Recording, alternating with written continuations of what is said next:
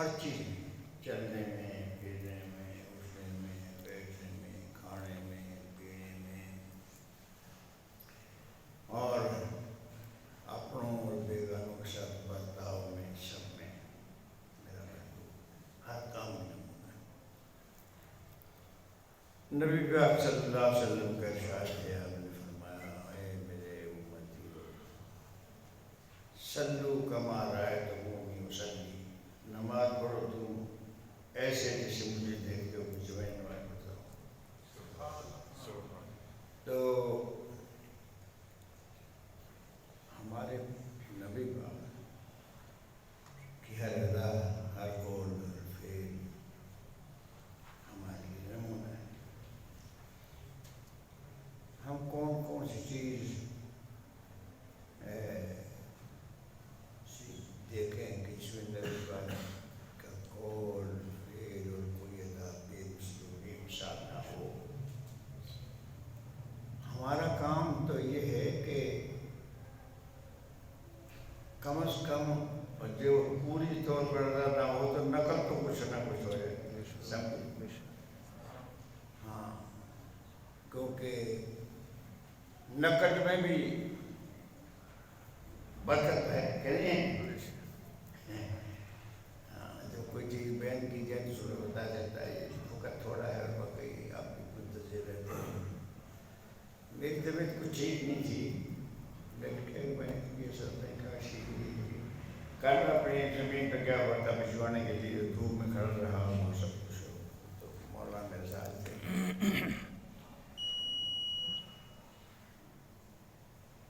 حضور علیہ السلام بے مثل و بے مثال ہے۔ ہمارا عقیدہ یہ ہے کہ حضور کا بے مثل و بے مثال ہے۔ میں تم سے یہ پوچھتا ہوں کہ سب میں نبیوں کے بعد سب میں اعلیٰ، افضل، برتر و بالا کون ہے؟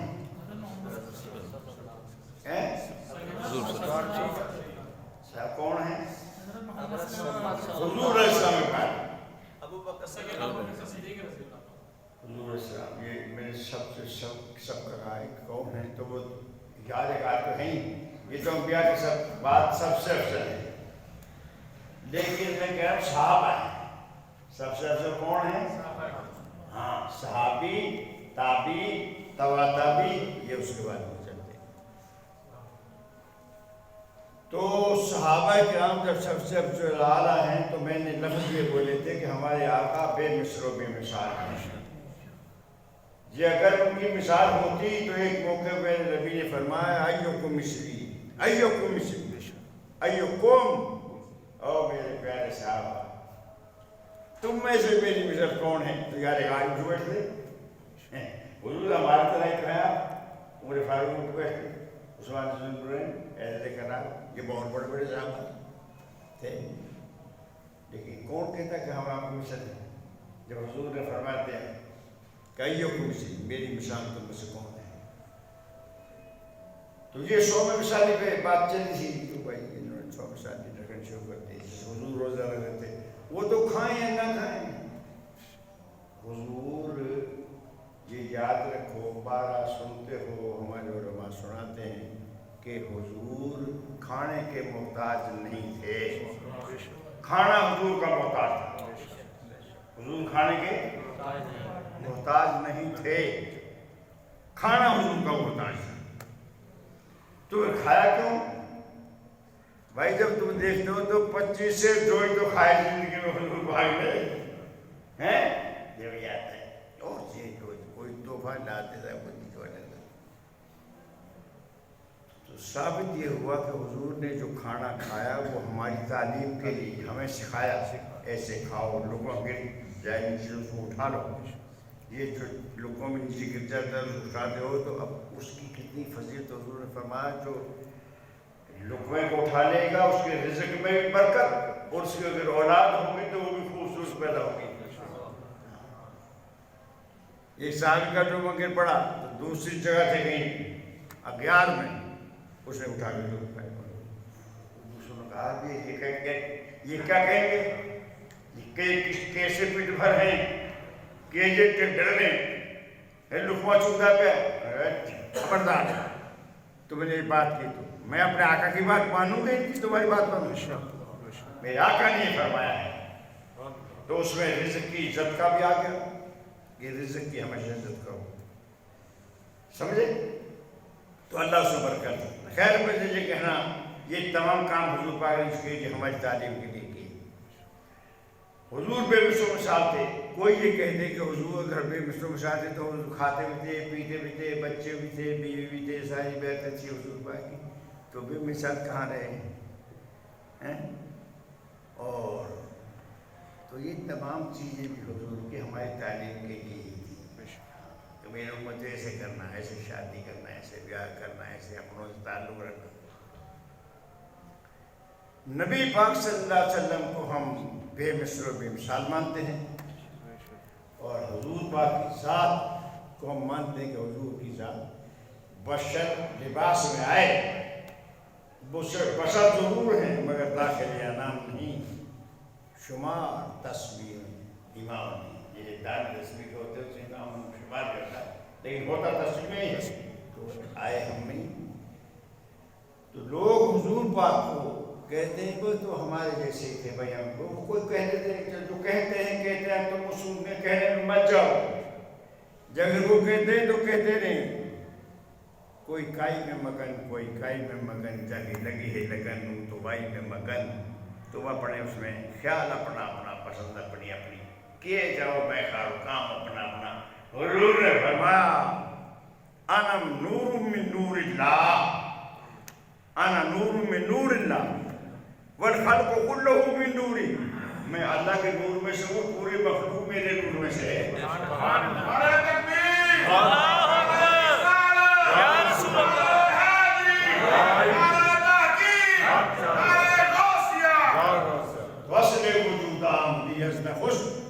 دیگر حد کے موجود شد فراتس کہ آپ کا اصل وجود تو آپ کا ہی ہے، باقی تو آپ فرع ہیں، باقی تو شاخیں ہیں، باقی ٹہنیں. اصلھا ثابتن و فرعھا فی السماء. اصل جڑ کو کہتے ہیں اور فرع شاخوں کو کہتے ہیں. تو حضور تو اصل ہیں. اب اگر کوئی کہ حضور نور ہی تھے، اللہ کے نور میں سے ہیں تھے، وہ بے مثال وہ بے مثل و بے مثال بات ہے. لیکن جب حضور نور ہی تھے تو حضور جنگ کے موقع پر لڑتے تھے اور حضور کے تو خون بھی بہتا تھا. جب نور ہی تھے تو خون کیوں بہتا تھا؟ یہ عام ذہن بات رکھو. وہ کہتے ہیں جی نور ہی تھے تو دانت مبارک چوٹ آئی دانت میں تو اس میں خون نکلا. سمجھ تو خون کیوں نکلا؟ اگر نور ہی تھے تو اس کی وجہ اور اس کی لم سمجھو. خون کیوں بہا؟ تم نے یہ خون بہنا تو دیکھا لیکن اسی حقیقت تو نہیں سمجھے. اگر نبی پاک کا جنگ کے موقع پر خون نہ بہتا اور خون نہ نکلتا تو شہداء کا خون رڑ جاتا. شہداء کا خون رڑ جاتا. حضور کے خون پاک نے شہداء کے خون کو اپنے دامن میں لے لیا. سمجھے؟ میرے آقا نامدار محمد رسول اللہ صلی اللہ علیہ وسلم کی مانو تمہیں یہ تو دیکھا لیکن خون نہ بہتا، سینہ شک کر دیا گیا، چاک کر دیا گیا، دل نکال لیا گیا اور آب زمزم سے اور اللہ کے انوار اور برکات جو لائے تھے ان سے دھوکے اور پھر سی لیا. تو وہاں خون کہاں نکلا؟ وہاں خون کیوں نہ نکلا؟ یا خون نکلا تو تمہیں دیکھا اور وہاں خون نکالنا چاہتا. تو نام معلوم ہوا کہ یہ خون جو نکلا اس خون نے شہداء کے خون کو اپنے دامن میں لے لیا. یہ تمام چیزیں حضور کی شان. حضور جو ہمارے سے نہ ہوتے حضور بھولتے کیوں؟ کہاں بھولے گئے زور کے نماز میں؟ ایک صحابی نے اٹھے آپ 4 بجے 2 پڑھا دی. تو ایک اٹھے صحابی نے کہا حضور آپ کو سیرت الصلاۃ ہم نسیت یا رسول اللہ. یہ بخاری میں ہے. آپ کو سیرت الصلاۃ ہم نسیت یا رسول اللہ. آقا نماز یاز کم ہوگی آپ بھی بھول گئے. تو حضور بار کیا فرمایا؟ ہاں بھول گیا ہوں. نماز کم ہوگی آپ نے فرمایا لا انسا ولم تکسر، نہ نماز میں بھولا ہوں نہ میں بھولا ہوں، نہ نماز کم ہوئی ہے. لا انسا ولکن انسا لیحسن لکم، ارے میں بھولتا نہیں ہوں، بھلا دیا جاتا ہوں. بھولتا نہیں ہوں، بھلا دیا جاتا ہوں. کیوں؟ جی اگر حضور نہ بھولتے تو میری طرح بھولنے والوں کتنے سجدے کیے، کتنے رکعتیں پڑھی، کیا کوئی غلطی ہوئی تو وہ جتنی غلطیاں جو سجدہ صاحب کا کرتے ہو تو واجب کے ترقی ہوئے سجدہ صاحب کا اس سے وہ پوری جو ہو جاتی ہے کمی، پھر وہ کمی کیسے پوری ہوتی اگر حضور سجدہ صاحب کا ہمارے لیے مسئول نہ فرمانے.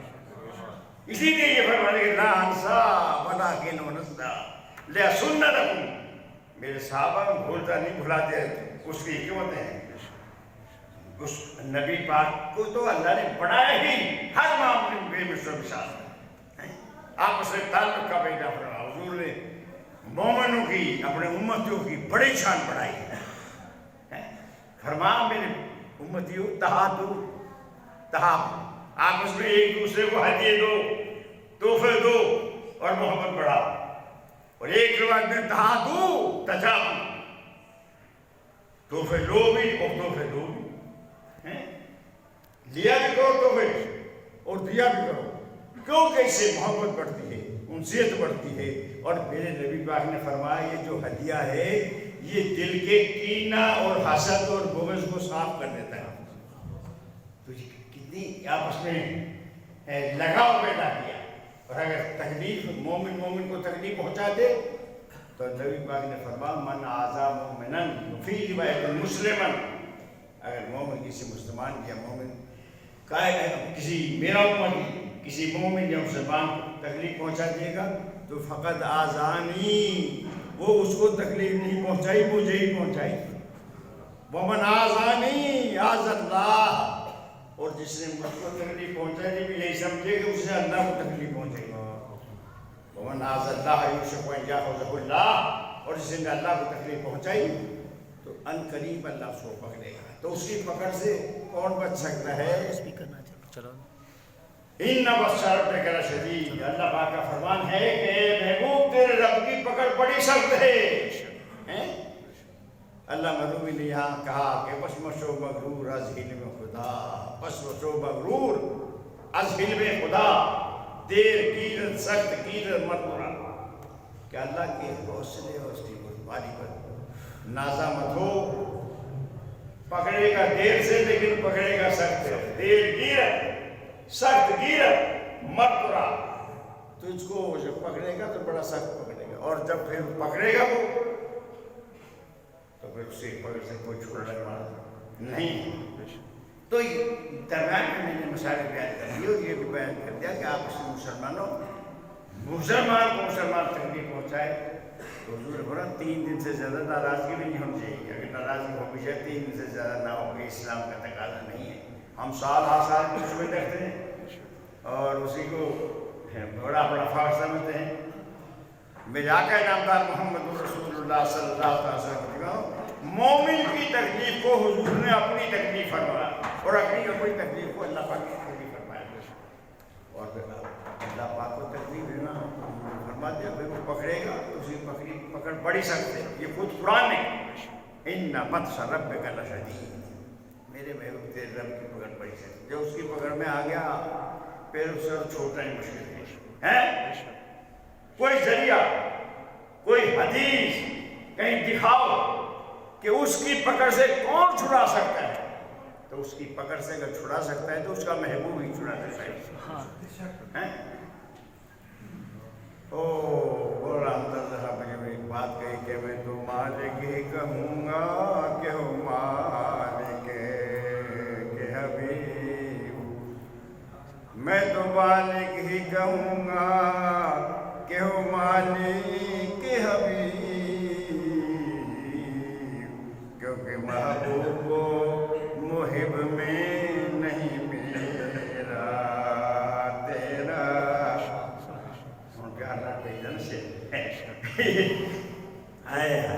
میں تو مالک ہی کہوں گا کہ ہو مالک کے حبیب، کیونکہ محبوب و محب میں نہیں میرا تیرا.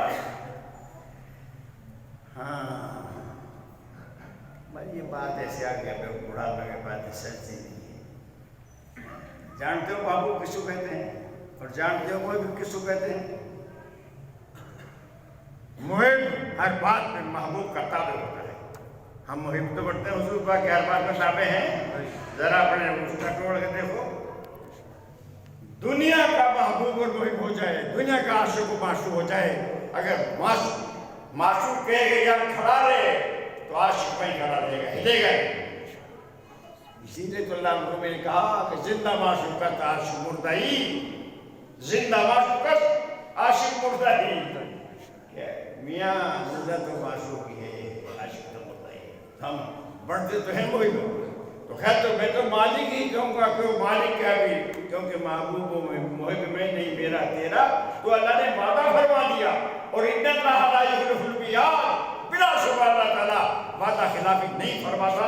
جب اس نے فرما دیا کلہم یطلبون رضائی وانا اطلب رضاک یا محمد, میرے محبوب ساری کائنات تو میری جو پیدا کرتا ہے میری رضا چاہتی, لیکن میں میرے محبوب تیری رضا چاہتا. سبحان اللہ, اکبر, یا رسول اللہ, یا رسول اللہ, میں تیری رضا چاہتا ہوں. تو اگر خدا پکڑ لے گا تو چھڑانے والا سوائے حضور کی کوئی نہیں ہوگا. کہا محبوب اس کو تو میں نے پکڑ لیا.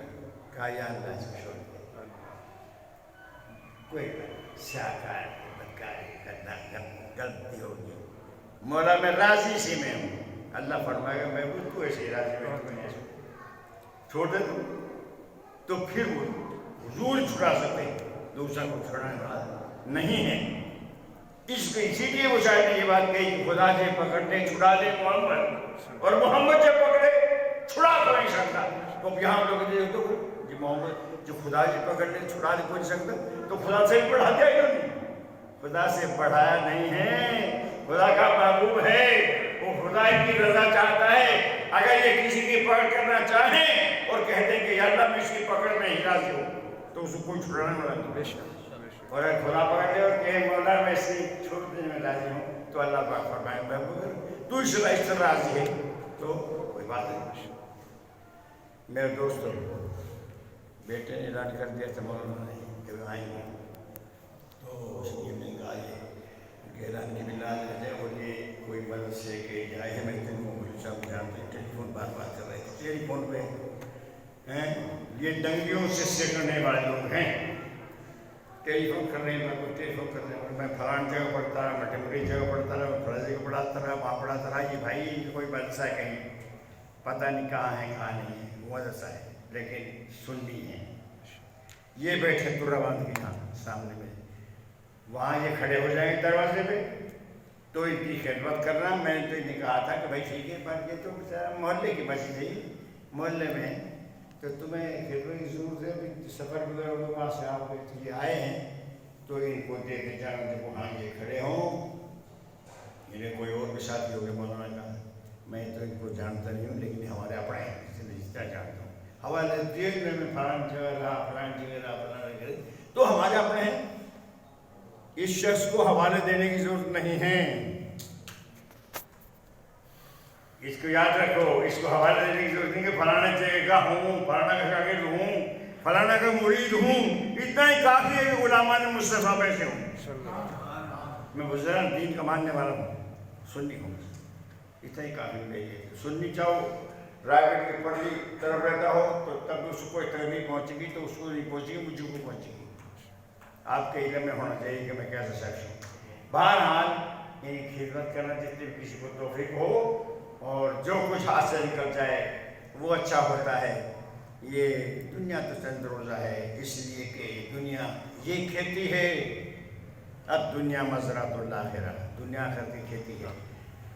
جے بیجن ویلے گجنا بیجیں تے ویڑا پیا گوامیں, اگے فصل جو پکی ویکھیں تو روے تے بچن, جو نکل جائے جیب سے روپیہ نکل جائے, پیسہ نکل جائے, کوڑی بھی دے جو راضی کر وہ بھی بات ہے. کچھ بھی نہ ہو اچھا ہے, کچھ نہیں ہے تو پھر کیوں بھائی, تو ان کی خدمت کرنا. بہرحال اب میں اسی پہ ختم کرتا ہوں. وآخر دعوانا